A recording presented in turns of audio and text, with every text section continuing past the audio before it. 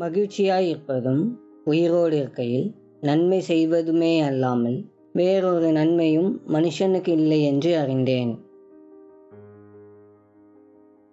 பொதுவாக மனிதர்கள் தங்கள் சூழ்நிலையை அவர்கள் மகிழ்ச்சியை தீர்மானிக்க விடுகிறார்கள்.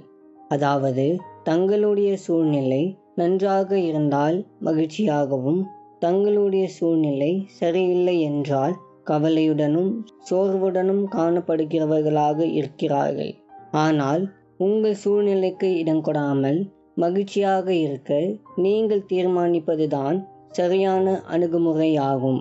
இரக்கம் உள்ளவர்களாக இருக்க தீர்மானம் எடுங்கள். சமாதானம் உள்ளவர்களாக இருக்க தீர்மானம் எடுங்கள்.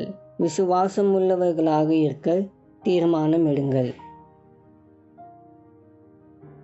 அன்பின் ஆண்டவரே, சர்வத்தையும் தம்முடைய வல்லமையுள்ள வசனத்தினால் தாங்குகிறவரே, உம்மை போற்றுகிறேன். ஆண்டவரே, இந்த நாளுக்காக உமக்கு நன்றி செலுத்துகிறேன். காலைதோறும் உம்முடைய கிருபை புதிதாக இருப்பதற்காக உம்மை ஆராதிக்கின்றேன். இந்த புதிய நாளிலும் என் சூழ்நிலைகள் எப்படி இருந்தாலும் நான் உம் சமூகத்தில் மகிழ்ச்சியாக இருக்கவும், உமக்கு பிரியமானதை செய்யவும் எனக்கு அருள் செய்யும். உம்முடைய சமாதானத்தையும் அன்பையும் மற்றவர்களுக்கு வெளிப்படுத்த, உம்முடைய நாமத்தை மகிமைப்படுத்த கிருபை தாரும். ஞானமுள்ள இருதயத்தை எனக்கு தாரும். எப்பொழுதும் மகிழ்ச்சியாக இருக்கவும் நன்மை செய்யவும் உதவி அருளும்.